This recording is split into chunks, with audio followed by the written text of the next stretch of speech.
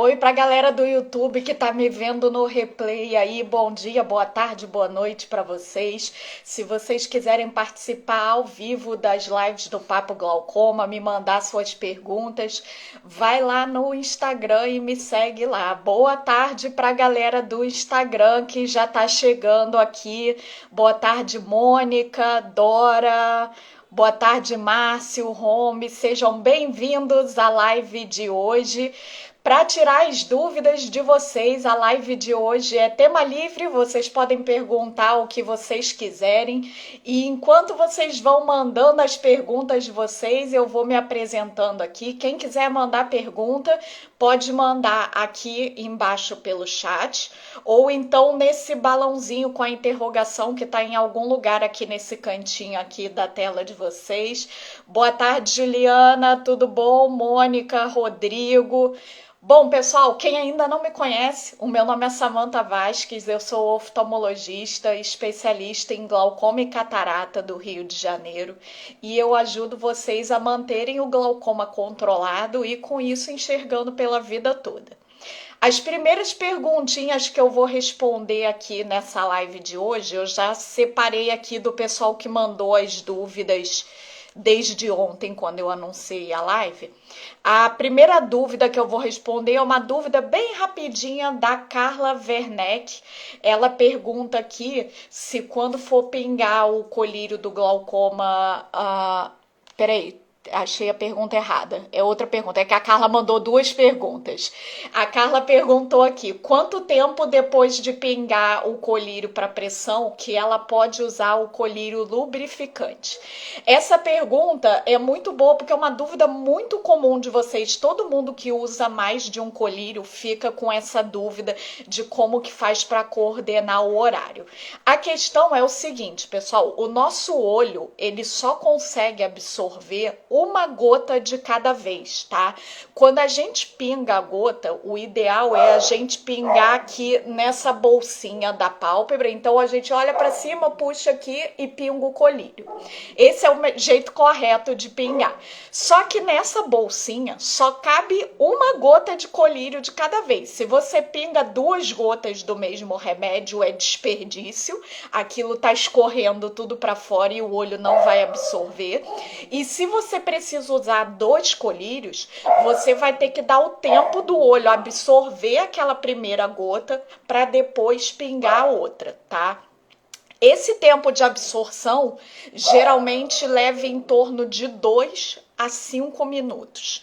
Então, para a gente ter uma margenzinha de segurança, eu costumo pedir 10 minutos de intervalo entre um colírio e outro. E aí, no caso, a Carla perguntou de um colírio para glaucoma e um colírio lubrificante. Mas independente de para que é esse colírio, não muda, tá? A gente tem que dar esse intervalo de 10 minutos entre qualquer colírio que vocês usam, esse intervalo ele fica valendo, tá? Então, seja um colírio de glaucoma, um antibiótico, um anti-inflamatório, qualquer colírio que seja, pingou um, espera 10 minutos antes de pingar o próximo, se o horário coincidir, certo? E Shaira tá perguntando aqui se eu atendo no consultório. Shaira, eu sou do Rio de Janeiro, meu consultório fica na Barra da Tijuca, no shopping Via Parque. Então, galera do Rio que quiser marcar consulta, depois dá uma olhadinha no perfil que tem o telefone lá com contato. Próxima pergunta que eu separei aqui, deixa eu encontrar aqui minha próxima perguntinha. A pergunta da Fátima. A Fátima conta aqui que ela fez cirurgia de catarata tem 15 dias e ela relata que o olho tá com uma sensação de areia e ela pergunta se isso é normal. Essa sensação de areia nos olhos é um sintoma clássico de olho seco, tá? Olho seco não é a única coisa que dá essa sensação, tem outras alterações da córnea, se a cirurgia levou ponto, também pode dar essa sensação, mas a causa mais comum, disparado, de sensação de areia é olho seco, tá? Muitos pacientes chegam desesperados no consultório falando, doutora, tem alguma coisa no meu olho? E aí quando a gente vai examinar não tem nada, é só a sensação mesmo de que tem areia dentro do olho, que fica tudo arranhando, sintoma clássico de olho seco. E sempre que a gente faz qualquer cirurgia nos olhos, inclusive a de catarata, que foi a da pergunta da Fátima, a tendência é a gente ter um ressecamento dos olhos, principalmente nas primeiras 2 até 4 semanas depois da cirurgia, os olhos tendem a ficar mais ressecados. Então, os sintomas são sensação de areia, olho vermelho, ardência, lacrimejamento, coceira. Então, todas essas são sensações comuns de se ter no pós-operatório de qualquer cirurgia dos olhos.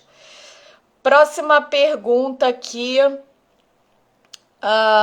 O Márcio perguntou aqui, uma ótima pergunta do Márcio. Ele conta que ele tem uma amiga que tem glaucoma de pressão normal e mesmo com a pressão baixa está perdendo a visão. E aí ele pergunta se o glaucoma de pressão normal é mais difícil de controlar. Excelente pergunta, Márcio.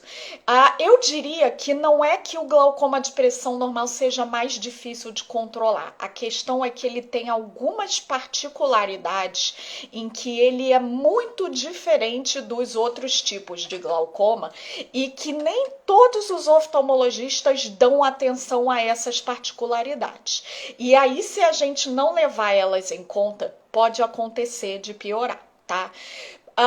O glaucoma, ele acontece principalmente porque a gente tem uma alteração de circulação de líquido no olho.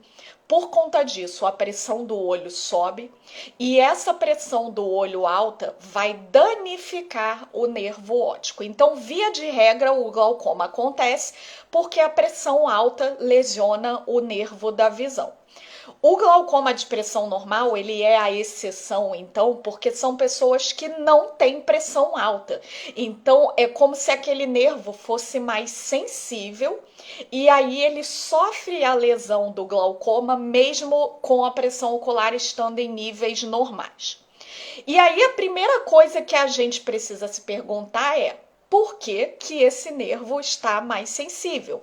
O que aconteceu com esse nervo para que ele tenha a lesão mesmo com a pressão normal? A gente pensa principalmente em 2 pontos principais, tá? Que são outras doenças que predispõem ao glaucoma de pressão normal. A gente pensa em doenças cardiovasculares.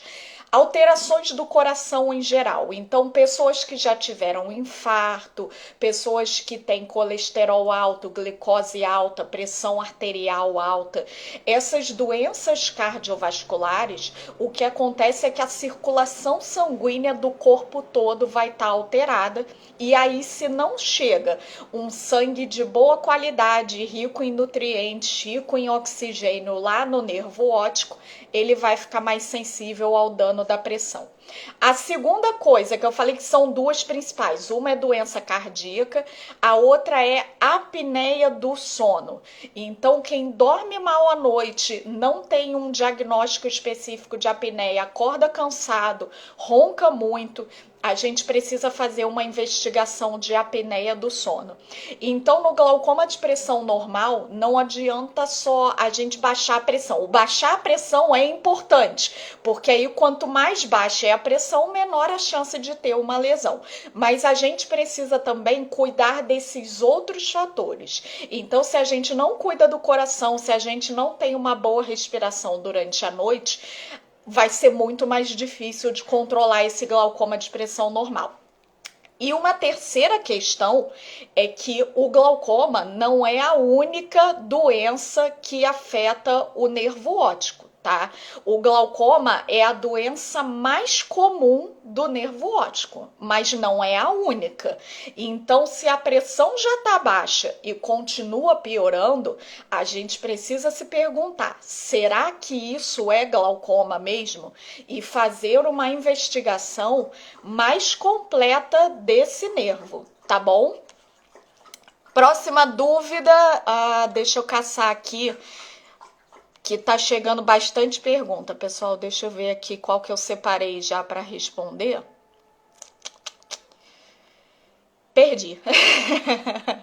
Gente, aqui tem muita pergunta. Vocês não têm noção da quantidade de mensagem que eu recebo todo dia. E aí eu perdi aqui a pergunta que eu tinha separado para responder. Achei a pergunta da Shirley. A Shirley me mandou hoje mais cedo uma pergunta aqui.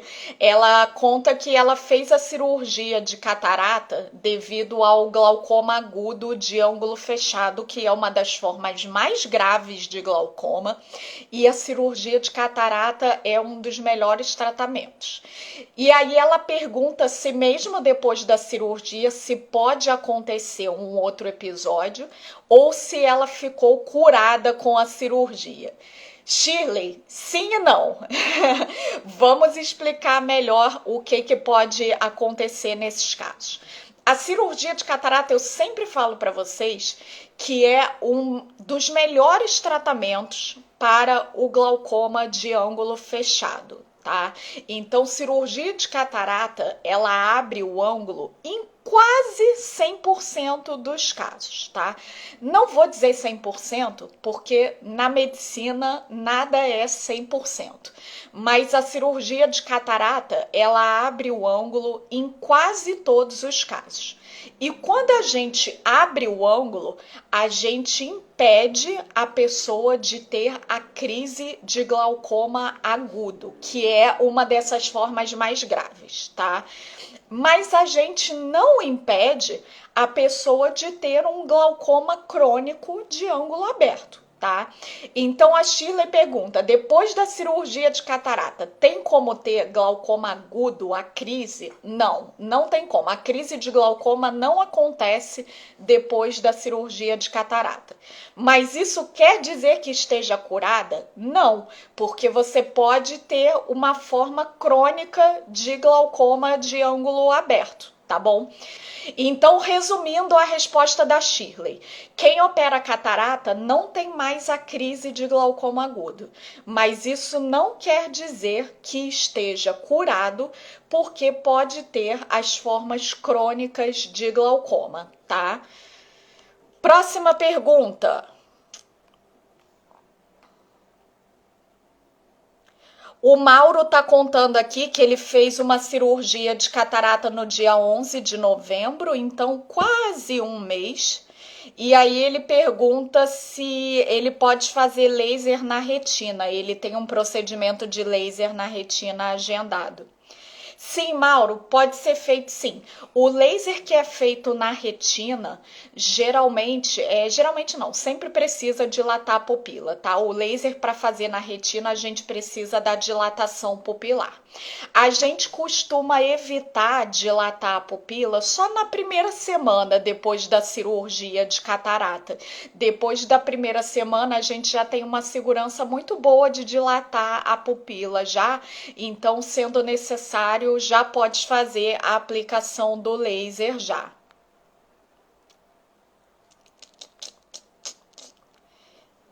Cadê? A Fátima perguntou aqui, ela diz que usa o colírio certinho, que usa o colírio lubrificante, mas que mesmo assim o olho tem ficado muito irritado. Gente, isso é uma das queixas mais comuns de todo mundo que tem glaucoma, tá? Todos os colírios para glaucoma tem como efeito colateral a gente ter os olhos um pouquinho irritados, tá? Então o olho fica vermelho, fica um pouquinho ardendo, às vezes pode acontecer de a pele das pálpebras aqui ficar um pouquinho irritada também. Isso a gente precisa avaliar. Primeiro, pode ser uma alergia ao colírio. Se for isso, a gente consegue no exame, quando bota aquela luzinha e olha no microscópio, a gente consegue identificar se está tendo uma reação alérgica ao colírio.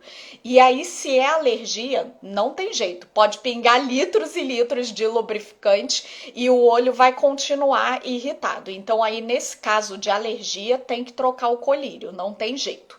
Agora, se não tem alergia, se é só um ressecamento mesmo, tem outros tratamentos que podem ser feitos.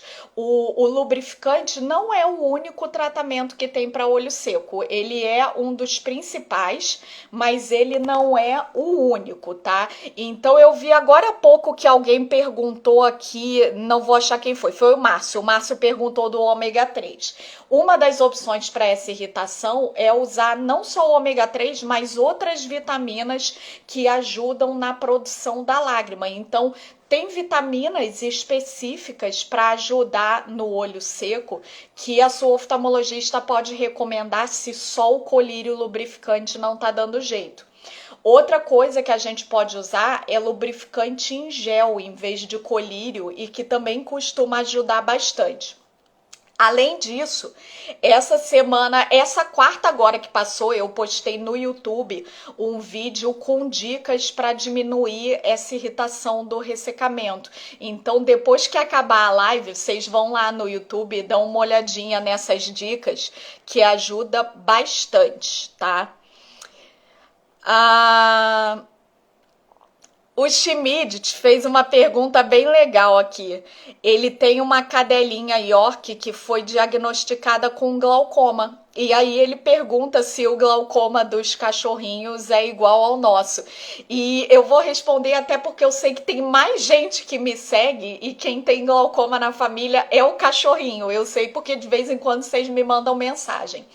O glaucoma dos cachorrinhos, ele é um pouco mais parecido com o glaucoma congênito, que é o glaucoma dos bebês. Então, ele não é tão parecido com o glaucoma do adulto, ele é mais parecido com o glaucoma do bebê. Por quê? Qual que é a diferença do bebê para o adulto para o cachorro? O adulto, ele tem o olho durinho. Tá? Então, mesmo que a pressão do olho aumente, a consequência vai ser a lesão no nervo óptico, tá? O bebê e o animalzinho, eles têm o olho mais mole, mais maleável. Então, quando a pressão do olho aumenta, além de danificar o nervo, isso vai também fazer o olho aumentar de tamanho. Então, essa pressão intraocular aumentada vai fazer o olho ir crescendo e esticando. Tá? Então essa é uma grande diferença dos bebês e dos bichinhos para o glaucoma do adulto. É que no glaucoma congênito e nos animaizinhos o olho é maleável e aí ele cresce de tamanho, fica aquele olho inchado e com aquela coloração branquinha quando a pressão tá muito alta. Então quem tá me seguindo aí para cuidar dos cachorrinhos, pega as dicas que eu dou para glaucoma congênito, porque é o mais parecido. Tá? O Fábio perguntou aqui quanto que é a pressão normal e quanto que tá alta. Fábio, o valor normal da pressão intraocular é até 21. Mas isso é para quem não tem glaucoma, tá? Então, se a pessoa não tem glaucoma e foi no oftalmologista para fazer um exame de rotina para ver se está tudo bem, o normal é a pressão ser até 21. Agora, se a pessoa tem glaucoma, isso muda completamente. Se a pessoa tem glaucoma, não existe um número mágico que seja a regra de quanto que tem que ficar a pressão do olho. Tá? Então, tem casos em que eu vou falar para um paciente, por exemplo, olha, seu caso é muito grave, eu quero a pressão baixinha em torno de 10. E para um outro paciente, eu vou falar, olha, no seu caso, a gente não precisa ser muito exigente, uma pressão em torno de 16, 18 tá ótima, tá? Então, o normal é muito individual de cada pessoa. Depende do estágio do glaucoma, depende de como que tá seu campo visual, depende de como é a grossura das suas córneas, se você tem caso de glaucoma na família, se você tem risco maior de cegueira pelo glaucoma, se é uma forma de glaucoma mais agressiva, tá? Hoje mesmo eu atendi uma paciente que ela já vinha acompanhando o glaucoma antes de chegar em mim, e quando eu olhei os exames dela, eu vi que nos últimos anos ela piorou muito rápido. Então essa é uma paciente que eu não posso ficar dando bobeira e deixar a pressão ficar mais alta, é uma paciente que eu preciso ser rigorosa, tá? Então para quem tem glaucoma, não tem número mágico, tá? É de cada um a gente avaliar qual é a pressão ideal para cada caso. A gente chama isso de pressão-alvo, que é a pressão ideal de cada paciente, tá? A Juliana perguntou aqui uma excelente pergunta. A Juliana fez uma cirurgia de implante de stent, mas não funcionou, não teve bom resultado e ela precisou depois fazer um implante de tubo. E aí ela pergunta se no outro olho, se ela deve tentar o stent também, ou se deve ir diretamente para o implante de tubo. Ótima pergunta. Vamos lá, pessoal. Como que a gente escolhe qual cirurgia que a gente vai fazer? Uma das principais coisas que a gente leva em conta é o estágio do glaucoma. Então, o stent e o tubo, por mais que vocês confundam eles, na verdade eles são completamente diferentes, porque o stent é um stentzinho microscópico que mal dá para ver a olho nu, já o tubo é um tubo grandalhão, assim, do tamanho da minha unha aqui, é um tubo grandão, tá? O stent é considerado uma cirurgia minimamente invasiva, então a gente indica ele principalmente para casos iniciais a moderados, tá? Já o tubo, ele é uma cirurgia tradicional do glaucoma, mais invasiva, uma cirurgia grande, leva mais ponto, então a gente indica ele para casos mais avançados. E é muito comum quem tem glaucoma ter diferentes estágios de doença de um olho para o outro, tá? É muito comum a pessoa ter um olho com um glaucoma inicial e outro olho com um glaucoma já em estágio avançado. E aí a gente vai sim optar por tratamentos diferentes.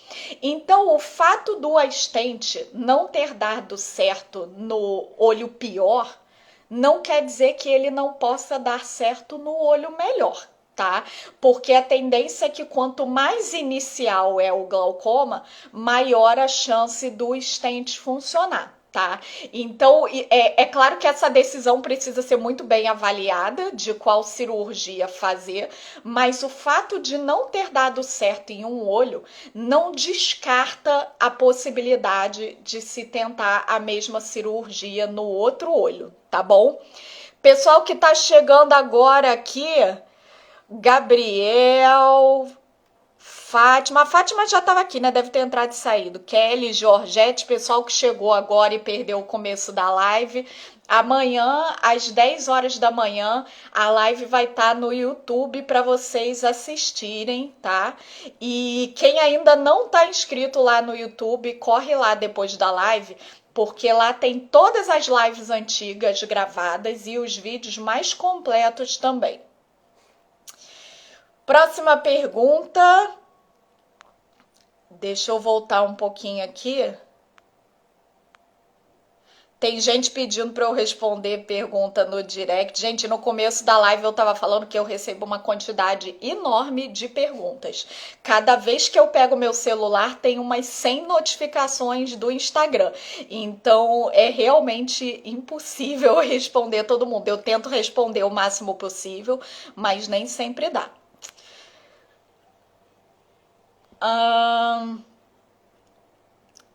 A Maria das Graças está contando aqui que descobriu há poucas horas que, além de miopia alta e glaucoma avançado, que tem também catarata. E ela pergunta: senta e chora? Não, de jeito nenhum. E ela diz que usa lente de contato e ela pergunta se depois da cirurgia de catarata pode continuar a usar a lente de contato. Maria das Graças, a cirurgia de catarata não tem escapatória para ninguém. Todos nós chegaremos lá um dia, porque a catarata, ela é o processo natural de envelhecimento dos nossos olhos, tá? Então, tem pessoas que têm mais cedo, tem pessoas que têm mais tarde, mas todo mundo vai ter catarata um dia, não tem como escapar de operar a catarata, tá? E quando a gente opera a catarata, o que a gente faz é trocar a lente natural dos nossos olhos que envelheceu, que é o cristalino, e aí a gente substitui por uma lente artificial, tá? Essa lente artificial, ela leva o nosso grau. Então, o seu grau de óculos, o seu grau que você usa na sua lente de contato, esse grau vai estar nessa lente intraocular. Isso significa que a sua miopia tende a ser corrigida, se não totalmente, pelo menos em parte, pela cirurgia.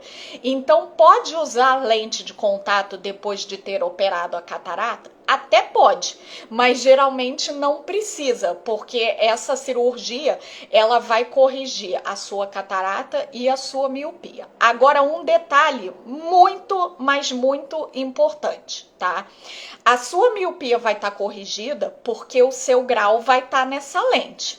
Mas o seu olho não deixa de ser um olho que tem grau alto de miopia, que tem risco de descolamento de retina. Então, mesmo que a sua miopia suma no pós-operatório, você continua precisando ter todos os cuidados com a sua retina, de fazer regularmente o exame de mapeamento de retina. Aliás, semana passada o tema da live foi sobre alta miopia, então se você perdeu, vai lá no YouTube para assistir.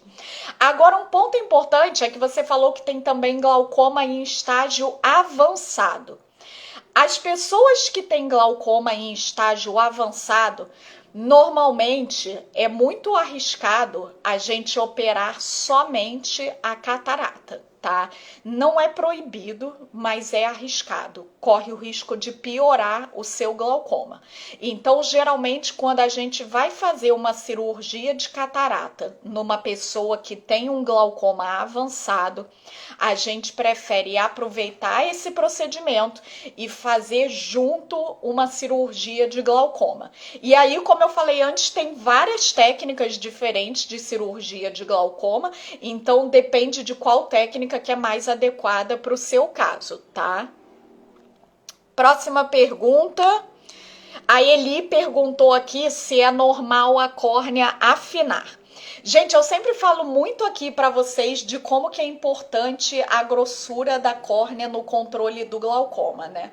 As pessoas que têm a córnea fina, elas têm maior risco de perda de visão pelo glaucoma. Agora, a córnea, ela não muda muito durante a vida, não, tá? Geralmente, ela fica sempre mais ou menos parecida. A gente pode ter pequenas variações com a idade, mas a não ser que você faça uma cirurgia, normalmente a córnea não muda muito, não, tá? Aquele númerozinho do resultado vai ter sempre pequenas variações, ele nunca vai vir exatamente igual, porque não tem nenhum exame que sempre venha exatamente igual, mas as variações são muito pequenas, tá? Então a grossura da córnea, ela não costuma mudar muito durante a vida, não, a não ser que você faça uma cirurgia. A Adriana perguntou aqui se quem tem glaucoma congênito e miopia, se pode fazer a cirurgia de miopia. Eu falei agora há pouco de como a cirurgia de catarata corrige a miopia, e quando a pessoa não tem catarata e quer fazer uma correção de miopia, a cirurgia que se faz para isso se chama cirurgia refrativa, que é aquele famoso laser de correção de grau. tá? Então são duas correções diferentes da miopia, uma através da cirurgia de catarata e uma através do laser, que é a cirurgia refrativa, tá? A cirurgia refrativa, o que ela faz? Ela é um laser que ele vai raspando a sua córnea. Conforme ele raspa a córnea, ele vai modelando ela e aí ele tira essa miopia, tá? Acontece que eu acabei de falar aqui para responder a pergunta anterior que córnea fina, para quem tem glaucoma, é ruim, aumenta o risco de cegueira. Então não é legal fazer essa cirurgia refrativa para quem tem qualquer tipo de glaucoma, ainda mais um glaucoma congênito, que é um glaucoma que já costuma ter córneas bem finas, córneas com cicatrizes, tá? Então eu não recomendo cirurgia refrativa para correção de grau para nenhuma forma de glaucoma, tá bom?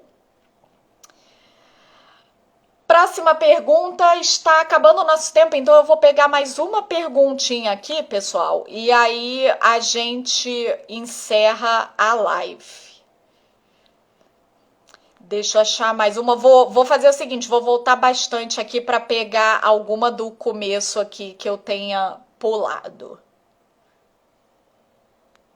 O Fábio perguntou aqui o que causa o aumento da pressão intraocular.